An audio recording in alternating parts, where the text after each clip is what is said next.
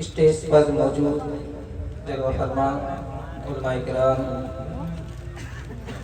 محترم سامعین کرام، پردہ نشین ماں بہنوں، السلام علیکم ورحمۃ اللہ تعالی وبرکاتہ۔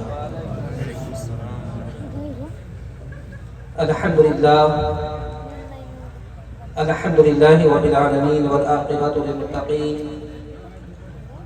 والصلاة والسلام على سید المرسلین وعلى آلہ واصحابہ اجمعین، اما بعد فاعوذ باللہ من الشیطان الرجیم، بسم اللہ الرحمن الرحیم۔ وَإِنَّكَ لَعَلَى خُلُقٍ عَظِيمٍ، آمنت باللہ صدق اللہ العظیم وصدق رسولہ النبی الامین الکریم، ونحن على ذلك لمن الشاہدین والشاکرین، والحمد للہ رب العالمین۔ اللہ رب العزت کا بے پناہ شکر اس کا احسان ہے کہ جو یہ سلسلہ موقوف ہو گیا تھا لاک ڈاؤن کی وجہ سے یا کسی اور وجہ سے، شاہ جورہ کے لوگوں نے، اہل شاہ جورہ نے، خاص کر انجمن شاہ مدینہ نے اس سلسلے کو پھر سے شروع فرمایا ہے۔ اللہ رب العزت کی بارگاہ میں دعا ہے کہ اللہ رب العزت اس سلسلے کو تا دیر ہمیشہ کے لیے قائم دائم فرمائے، اور اہل شاہ جورہ ہر سال کی طرح ہر سال جشن عید میلاد نبی سید عالم صلی اللہ تعالیٰ علیہ وسلم کا اہتمام فرماتے ہیں۔ میں تھوڑی دیر کے لیے آپ کے سامنے حاضر ہوا ہوں، اور میں حضور سید عالم صلی اللہ علیہ وسلم کے اخلاق حسنہ کے بارے میں تھوڑی دیر کچھ روشنی ڈالوں گا، آپ سے بغور سماعت فرمائیں۔ آج ہمارے معاشرے کا حال یہ ہے کہ آج وہ کون سی برائیاں ہیں جو آج ہمارے معاشرے کے اندر موجود نہیں ہیں۔ ہر قسم کی برائیاں آج ہمارے معاشرے کا مقدر بن چکی ہیں، شیوا بن چکی ہیں۔ میرے عزیزوں، آج ہم دنیا میں جو خاسر و مقہور ہو رہے ہیں، ہمیں رسوا کیا جا رہا ہے، اس کی واحد وجہ یہی ہے کہ ہم نے حضور سید عالم صلی اللہ علیہ وسلم کی سیرت کے مطابق اپنی زندگی گزارنا چھوڑ دیا۔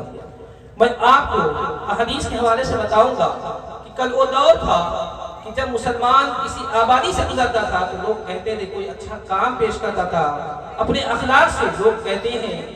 آج دشمنان اسلام اس بات پر اعتراض کرتے ہیں کہ اسلام تلوار کے زور پر پھیلا نہیں۔ میرے عزیزوں، ہمیں انہیں جواب دینا ہوگا کہ اسلام تلوار کے زور پر نہیں بلکہ حضور صلی اللہ علیہ وسلم کے اخلاق کی بنیاد پر ہے۔ تو میں اسی اخلاق کی بنیاد پر، اسی اخلاق کے بارے میں کچھ گفتگو کروں گا۔ حضرت صحابی ابن صحابی سعد ابن ہشام رضی اللہ تعالی عنہ حضرت عائشہ صدیقہ رضی اللہ تعالی عنہا کی بارگاہ میں حاضر ہوئے اور عرض کی، اے ام المومنین، مجھے حضور سید عالم صلی اللہ علیہ وسلم کے اخلاق کے بارے میں بتائیے کہ حضور صلی اللہ علیہ وسلم کا اخلاق کیا تھا۔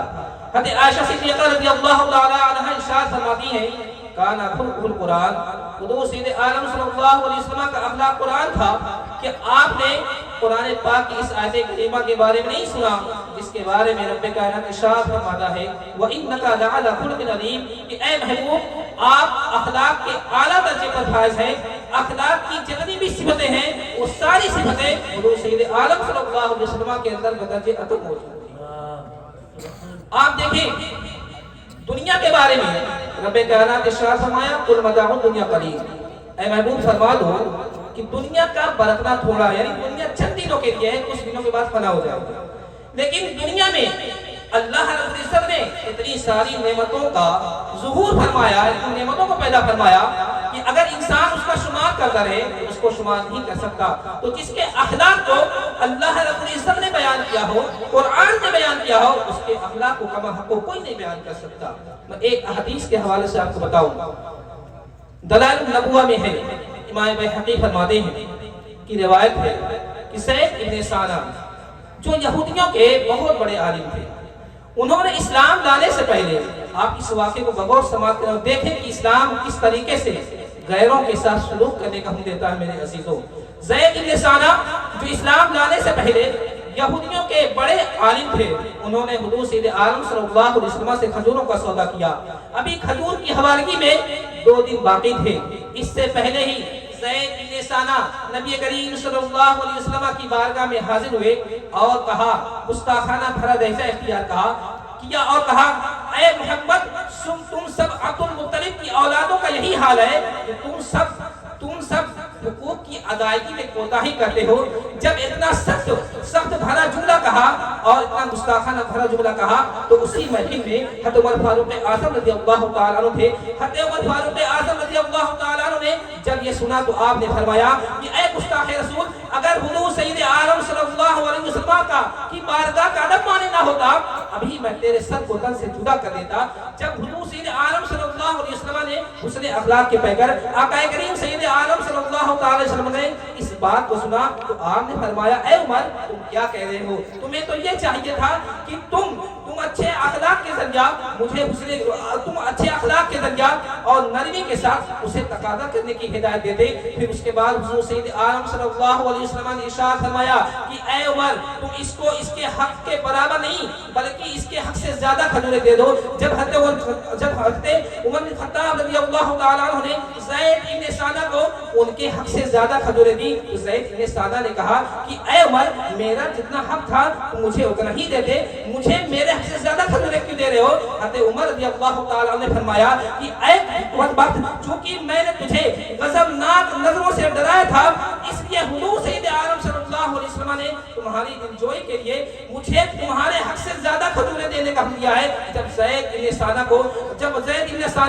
حضرت عمر بن خطاب رضی اللہ تعالیٰ عنہ نے ان کے حق سے زیادہ کھجوریں دی تو زید بن ثانہ نے کہا کہ اے عمر تم پہچانتے ہو میں کون ہوں؟ میں زید بن ثانہ ہوں۔ حضرت عمر نے فرمایا وہی زید بن ثانہ جو یہودیوں کا بہت بڑا عالم ہے۔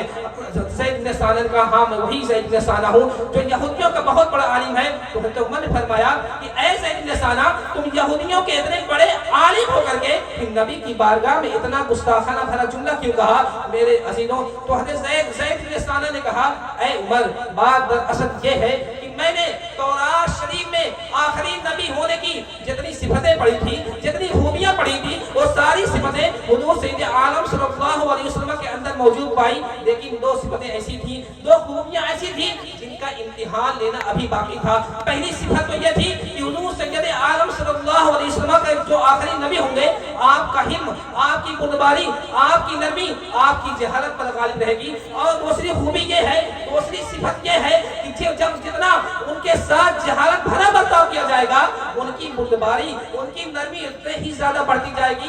اے عمر اس ترکیب سے یہ دونوں چیزیں میں نے حضور سید عالم صلی اللہ علیہ وسلم کے اندر موجود پائی کہ میں نے آپ کی بارگاہ میں جہالت بھرا برتاؤ کیا، گستاخانہ بھرا طریقہ کیا، لیکن آپ نے میرے مجھ کو قتل کرنے کا حکم نہیں دیا۔ اے عمر میں اس بات کی گواہی دیتا ہوں کہ نبی برحق ہے اور آخری نبی ہے۔ آپ نے اس کے بعد یہ بھی فرمایا کہ اے عمر میں یہودیوں کا بڑا عالم ہونے کے ساتھ ساتھ بہت بڑا مالدار بھی ہوں، اس لیے میں اپنی کمائی کا نصف حصہ امت محمدیہ صلی اللہ علیہ وسلم کا صدقہ کرتا ہوں۔ دیکھا آپ نے حضور صلی اللہ علیہ وسلم نے اخلاق کا صرف ایک نمونہ پیش کیا۔ جو یہودی تھے، یہودیوں کے بڑے عالم بھی تھے، بڑے مالدار بھی تھے، لیکن حضور صلی اللہ علیہ وسلم کے اخلاق سے متاثر ہو کر کے دامن اسلام سے بھی وابستہ ہو کر صحابیت سے مشرف ہوئے۔ لیکن آج ہمارا حال ہے کیا ہے؟ آج ذرا ہم اپنے اخلاق کا جائزہ لیں میرے عزیزوں۔ ہماری اخلاقی پستی کا عالم تو یہ ہے کہ اگر کوئی ہمیں ذرا سا جھلک دے، اگر کوئی ہمیں ذرا سے سخت لہجے میں بات کر لے تو ہم آپس سے باہر ہو جاتے ہیں۔